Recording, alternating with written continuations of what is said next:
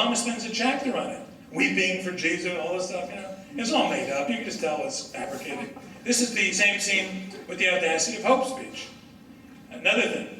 Another group of right-wing doubters hold on to the notion that Obama is a closet socialist, an idea that his every move has...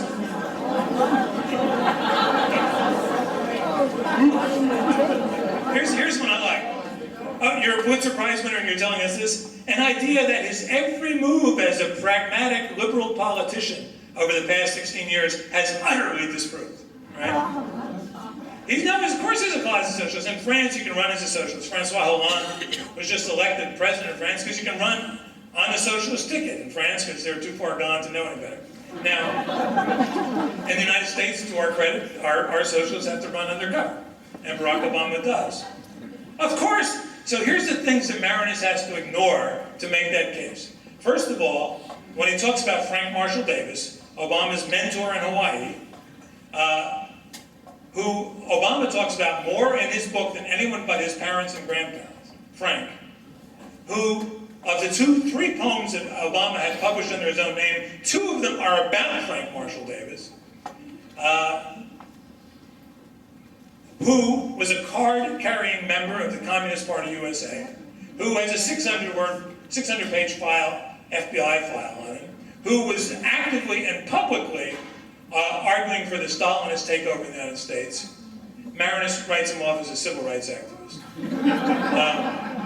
That's one, fault number one. John Drew, many of you may know who he is. He went to college with Barack Obama. He started the Socialist Club on the Occidental campus. He knew Obama well. They talked about Marxist revolution all the time. Marinus interviews like 20 people from Occidental. He deliberately doesn't interview John Drew. He's the only one willing to talk about what Obama was like then. This isn't history. This isn't journalism. This is propaganda. This is agitprop. That's all he's writing. That's why the book is tanking.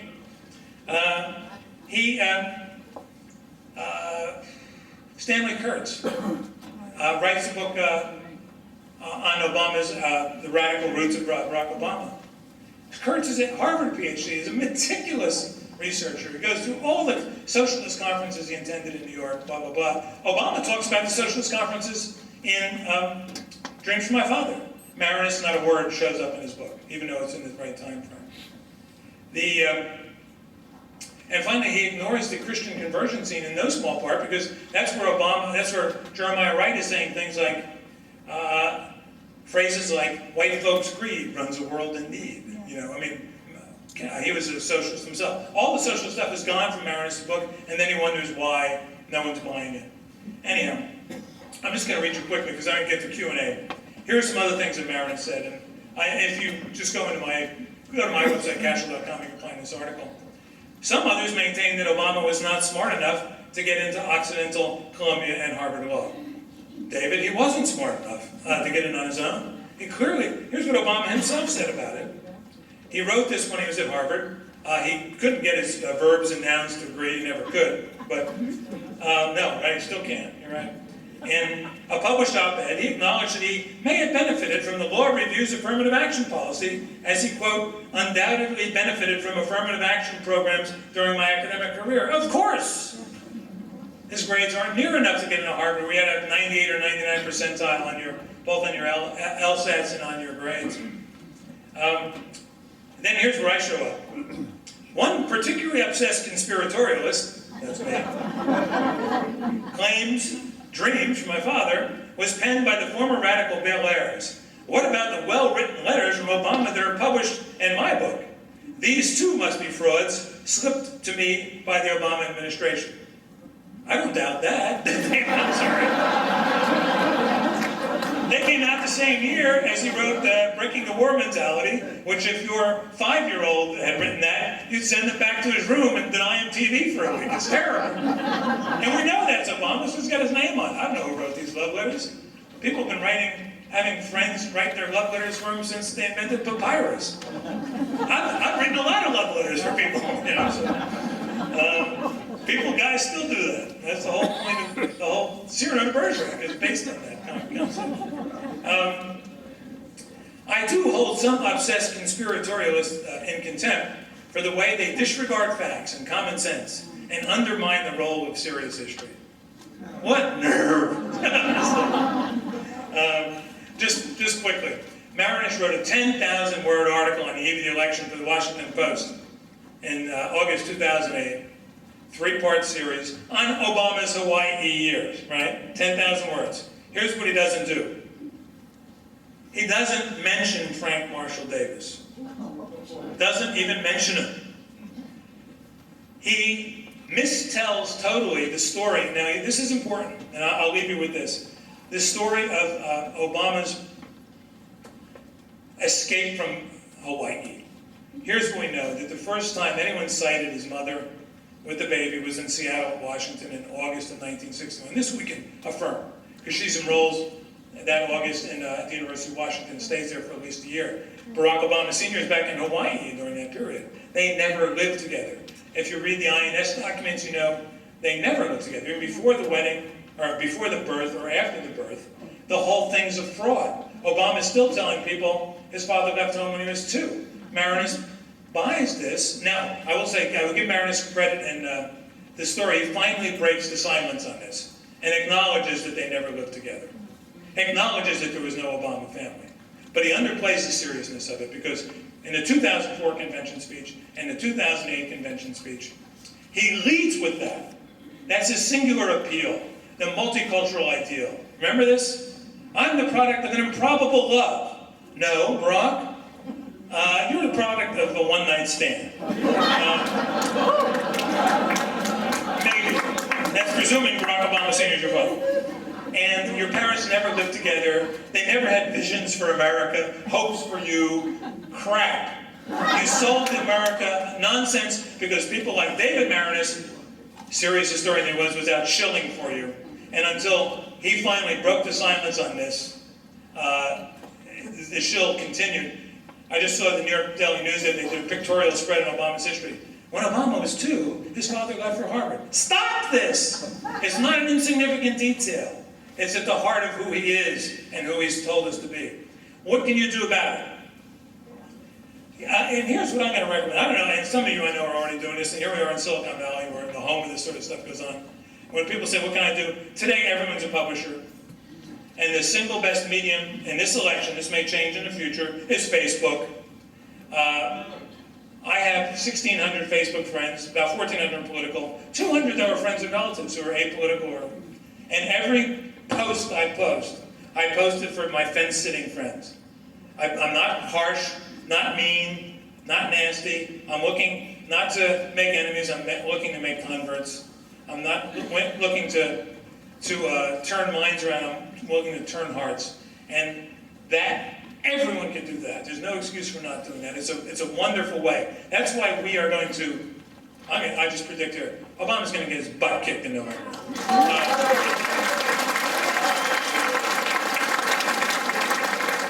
And you're going to make that happen. Thank you very much, and we'll take some questions. I'll take some questions and answers. Okay? Thank you very much. What we're going to do at this time, we have ushers that are passing out cards. You can write your question on them. They'll be picking them up. And while we're doing that, I'm going to present Mr. Cashill a Cashill. Cashill. To your right hand, here. So we're going to present him with the plaque, trying to express our appreciation.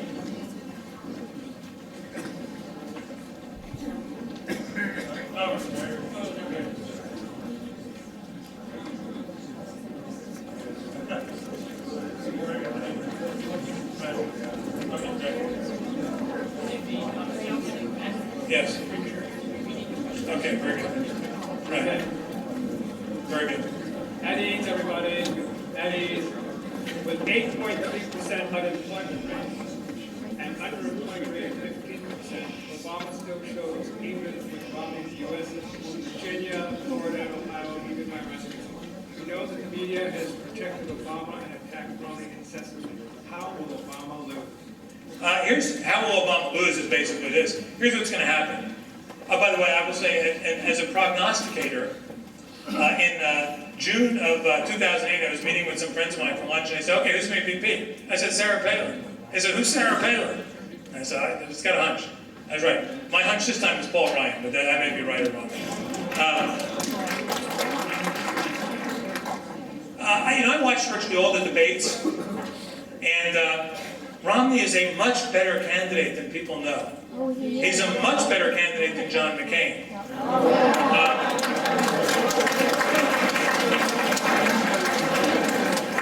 Newt Gingrich, during the course of the debates, elevated the skill level of those who survived. That's why Santorum, Romney, and Gingrich were the final three left standing, and Ron Paul. Here's what's going to happen. In a convention, people are going to watch Romney because they've not watched, they don't know who he is. I don't mean to insult women in general, but there's 5% of women who are going to vote for Mitt Romney because he's the better looking candidate. You know that. Not the ones here, we have common sense over here. And actually about 2% of the men will vote for him for that reason. But in California, it'd be about 5 to 10%.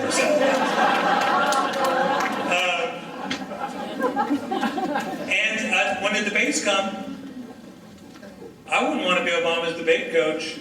He's going to get his clock clean. And Romney will do it surgically and with a smile on his face, which is how you win TV debates. Okay.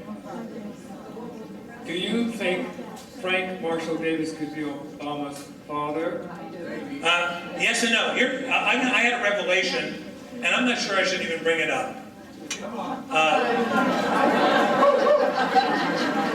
Because I think I was the first one to introduce that. Because in the Obama published a poem called Pop when he was a student in Occidental, and every reviewer I read said that it was about his grandfather, Gramps. Now, if I'm writing a poem about my grandfather, Gramps, I'm probably going to call the poem Gramps. Only stands to reason. But it was transparently about Frank Marshall Davis. And I'm almost positive it was by Frank Marshall Davis, and I make that argument. And I think I introduced the notion that Frank Marshall Davis might be the father of Barack Obama. Here's what has caused me to think otherwise.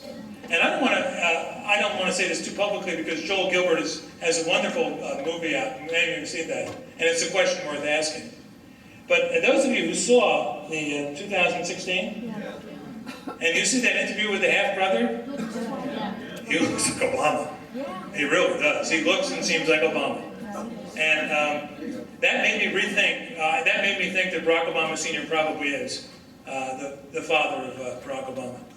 So, but there's enough mystery around it to make the question certainly worth asking.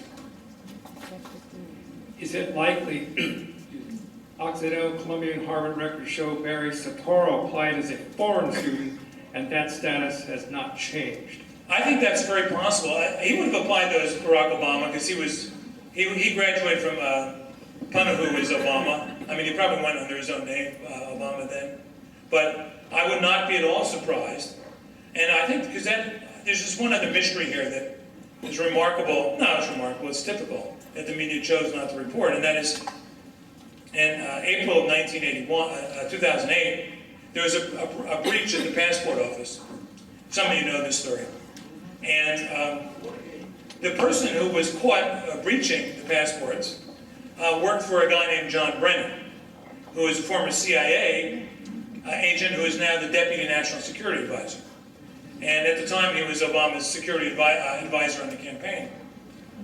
2 weeks after that passport breach, which the media wildly undercovered, Obama mentions for the first time that he went to Pakistan in 1981. Well, in between his junior and senior years at Occidental and Columbia. He doesn't mention a dream from my father. You'd think that'd be a significant part of his coming of age, of his experience. Doesn't mention an audacity vote. But then he finally mentioned it sort of casually, and the media caught it even. They said, what's with this Pakistan trip? We never heard about this before. Personally, I think his passport had been brought up to speed on that, and I think that during that period, he might very well have been posing as a foreign student. May have been a foreign student.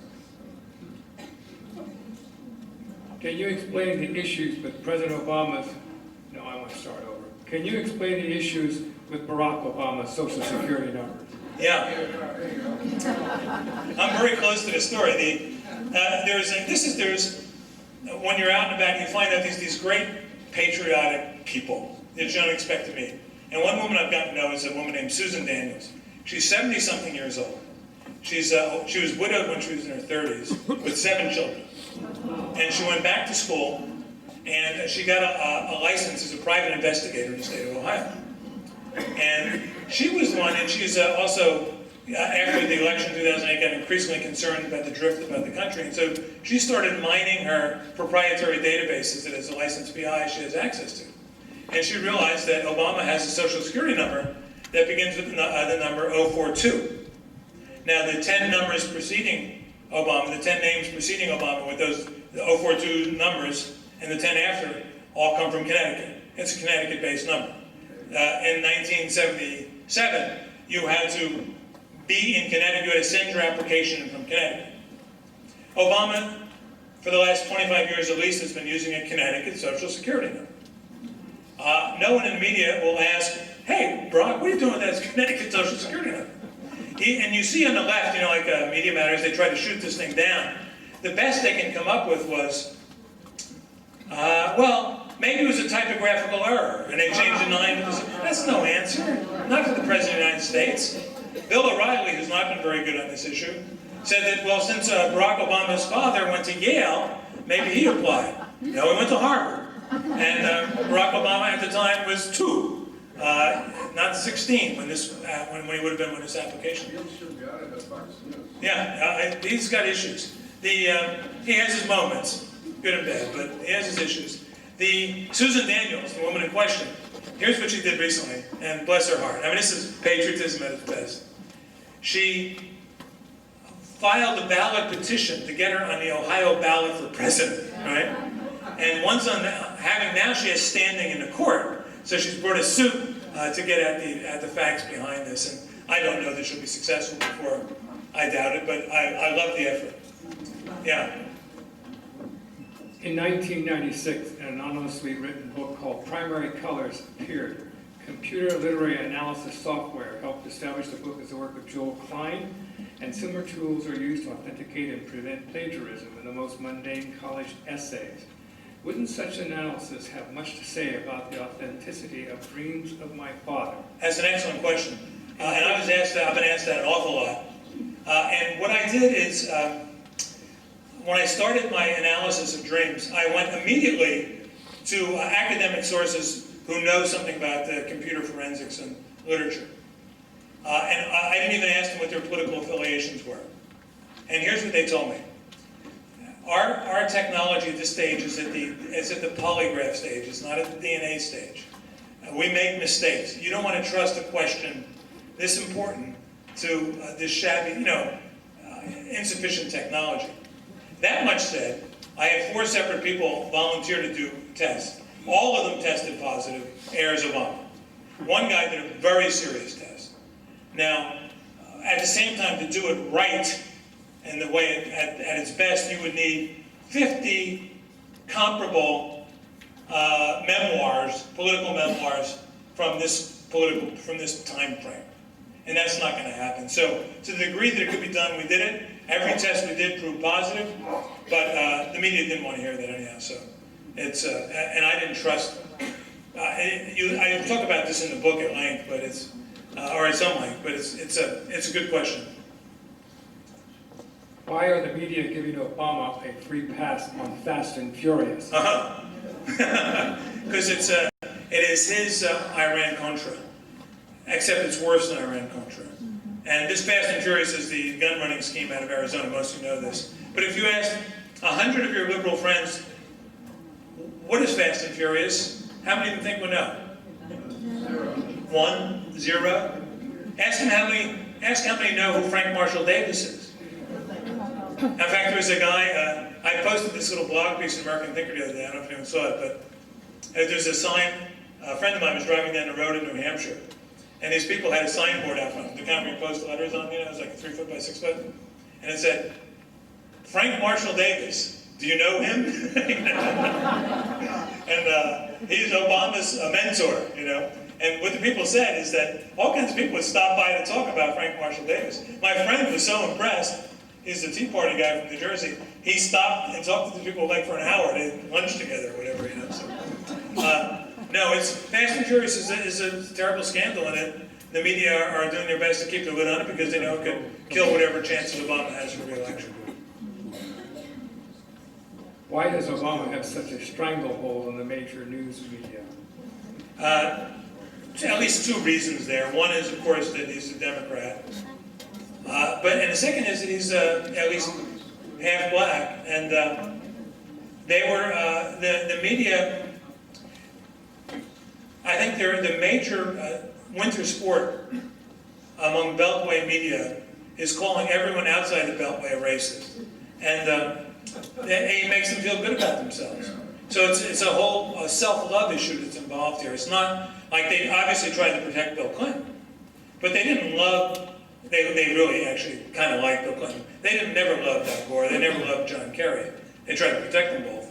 But in Obama's case, you have their natural political instincts combined with their crush, their man crush on Barack Obama. So, deadly combination.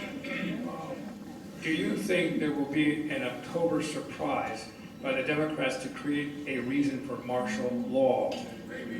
Well, yeah, I'm a little suspicious of these mass killings, but I don't know. I think they're desperate. I think they know, the insiders know they're losing. I think they'll try something radical and something desperate. I just had an article that'll appear in WND on Thursday. I just throw this out to the audience. The greatest mass killing in America in the last 2 weeks was where? Someone? You can yell this one out if you got it. How about Goliad, Texas? What happened in Goliad? Does anyone know? This is how well this story's been suppressed. A Mexican coyote packed 22 Central Americans into the bed of a pickup truck like sardines, drove them off the road and killed 14 of them. This was 14 people, 15 including himself, killed in the process of committing a major felony. That's mass murder. This story got, you don't even know about it. That's how little attention it got. And the reason it got no attention because it serves no political purpose. You'd have to blame yourself. You'd have to, everyone who uses the word undocumented instead of illegal is an enabler of this system. Everyone who, who hires an illegal, everyone who, turns their head when an illegal is being hired, they're all enablers. They don't want to take credit for this or responsibility. So they don't talk about it, but it happened. Is it true Obama's academic records are sealed and unavailable? That is true. Sealed and unavailable. I talked a little bit about this before, but here's what we know. David Remnick, who wrote a suck-up biography called The Bridge, described Obama as an unspectacular student in college. He talked to one of the guys who wrote a letter of recommendation for Obama to Harvard. He said, my impression is that he did not do very well in college. We know he did not graduate with honors from Columbia, and he's majoring in political science. I mean, it's like majoring in shop. Except in shop, you actually learn useful things. So, no, we know that he was a mediocre student at every stop along the way. He was a mediocre student in Pontohoo. He was a mediocre student in Occidental. That's mediocre. That's part of the reason why his records are sealed, but I don't think that's the real reason. I think it's deeper. Is FOIA? Obama does himself. He has that capacity. Is FOIA not able to overcome it? I don't know. The question is, who seals it, and is FOIA able to overcome it? Obama has it sealed. No, FOIA can't overcome a personal sealing like that. Yeah. This individual has done a lot of research on Barack. A couple of years ago, he came across a video in which the reporter asked Bill Ayers if he wrote Obama's book, and Ayers said yes. This was written up in a news report on the web. Have you seen this? Yes, in fact, I helped the guys who put that together. There are a couple of really funny Tea Party guys out of New Jersey, and they went to a Bill Ayers event. And I don't know if anyone's seen that video, but Bill Ayers, he asked him a question.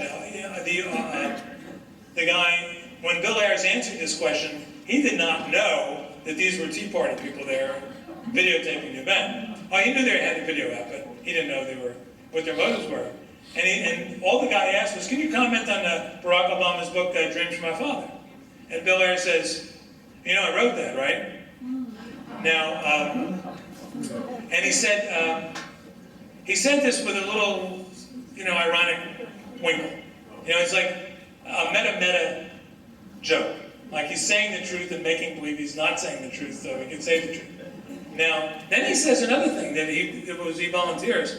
He goes, now the second book, he goes, Dream is a very good book. And he goes, you know, I wrote that. He goes, now the second book, That's Your Hope. That's just a political hack book. He's already establishing two different authors of these two different books. And then he says, then he repeats himself. Yeah, you know, and he said, and people say, yeah, we know you wrote it. He goes, yeah, and if you can prove it, I'll split the royalties with you. Now, and everyone on the left said, oh, joke, joke, joke. Well, that day, the day before that, someone else had gotten into email contact with Ayers and raised the same question. And Ayers sent them back a serious email saying, listen, I don't have any notes. I would like half the royalties on this book. Now, the book has made at least $9 million. So, you know, I wouldn't blame him for wanting my half.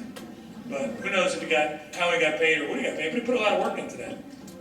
Yeah, Jerry? How will Romney get around the press and their constant income tax queries?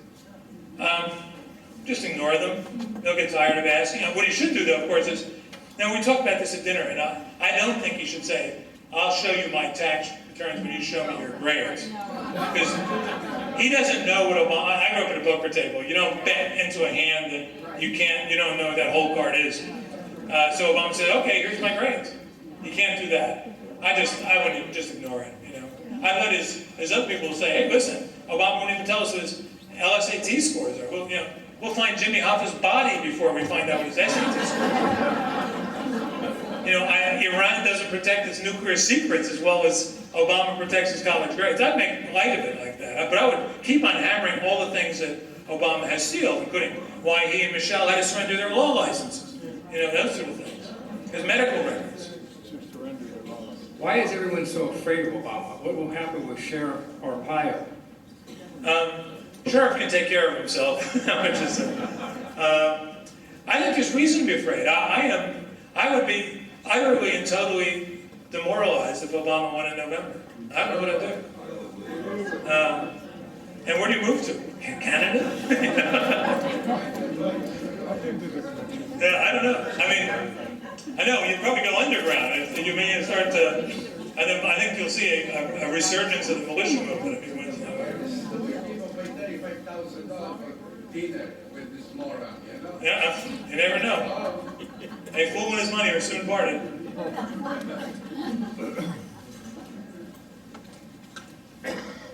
Why would Meredith and other writers do this if they know it is not true? Are they not concerned it will come back on them? They are not concerned because people like me don't exist in their world. That's part of it. But I wonder, I really do, how I can't live with making a mistake. You know, I have made one or two mistakes, and I correct them immediately. I just feel crushed for a day. And, you know, I don't know how they do it. I don't know how they look at themselves in a mirror. I don't know how they call themselves journalists. I just don't get it. Maybe because the reward system is rigged to people like that, getting big contracts, big jobs, and they steel themselves to it. Heck, I mean, you know, people were able to kill 6 million Jews and go to work the next day, so, I mean, this isn't quite that bad, but I don't get it. At least in the Soviet Union, when people picked up Pravda, they knew they were being lied to. That's the advantage that the Soviets had over us. People reading the New York Times don't know that.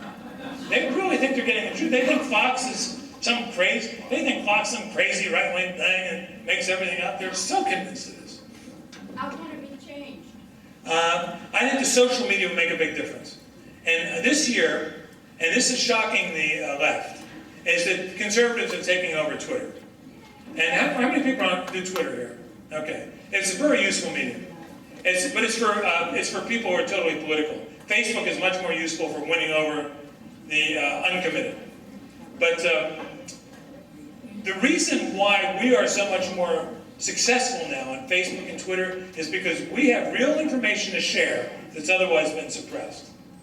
It's the same reason why the left's radio networks fail, because they have NPR. You know, they don't need some ill-produced thing with commercials. They have NPR, but what they don't have is any information, any useful facts or fun information.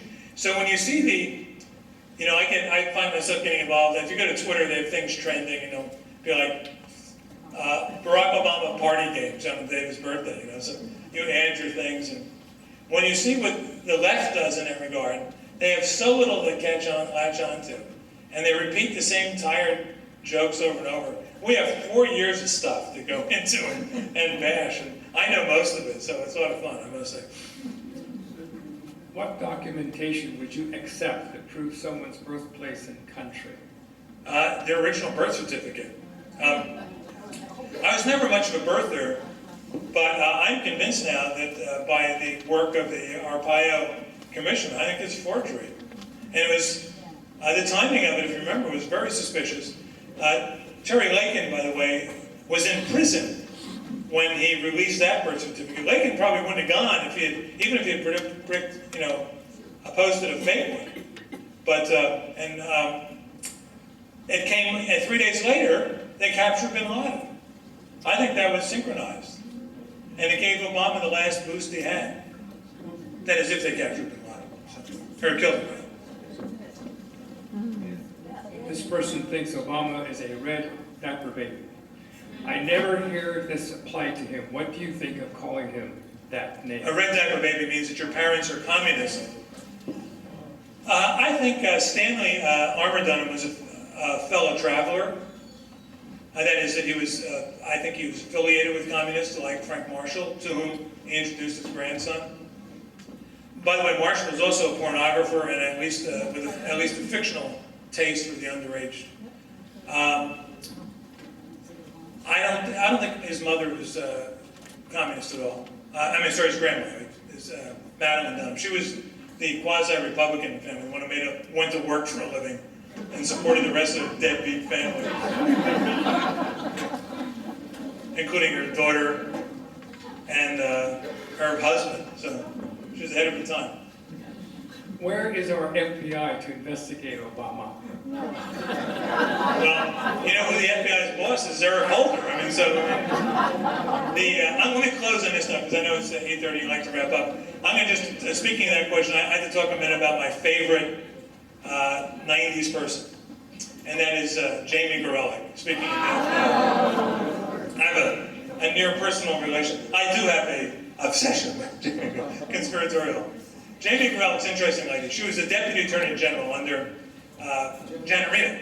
Janet Reno was a figurehead that they didn't trust.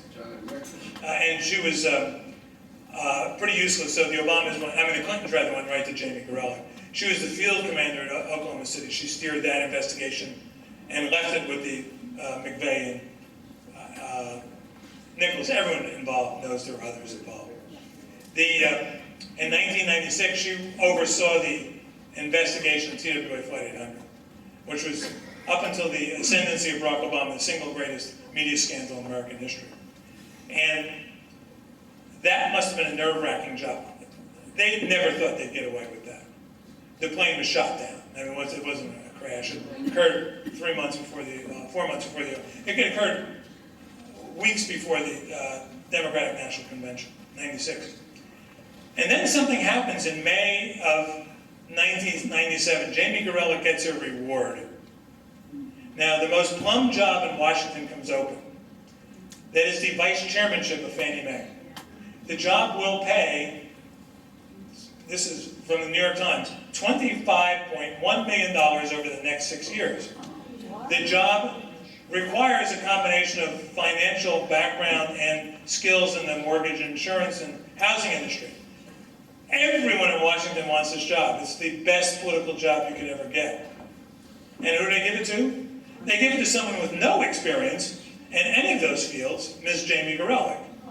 Now, in 2004, the always patriotic Jamie Gorelick is one of 5 Democratic appointees to the 9/11 Commission. And so she leaves her plum job and comes to work in the 9/11 Commission. Her job, I am convinced, and the 9/11 Commission was to keep TWA Flight 800 off the table, to keep all talk of aviation terror in those years between 96 and 2001 off the table. She has one partner in crime on this who's also deeply involved and has to make sure that none of this information comes out. And he's willing to risk his career and his livelihood and his freedom to do that. You know who that is? No, the only other person with the Clintons on the night of July 17, 1996, in the family quarters of the White House, Mr. Sandy Berger. And you start weaving these threads together and they all come together. I'm sorry to be an obsessed conspiratorialist, but that's who we are. And I want to thank you all. You're the best obsessed conspiratorialists.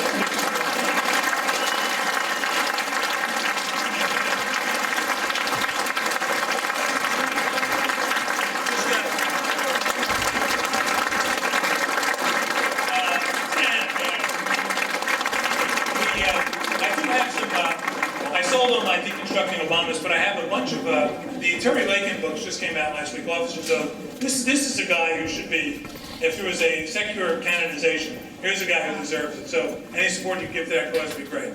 Thank you very much.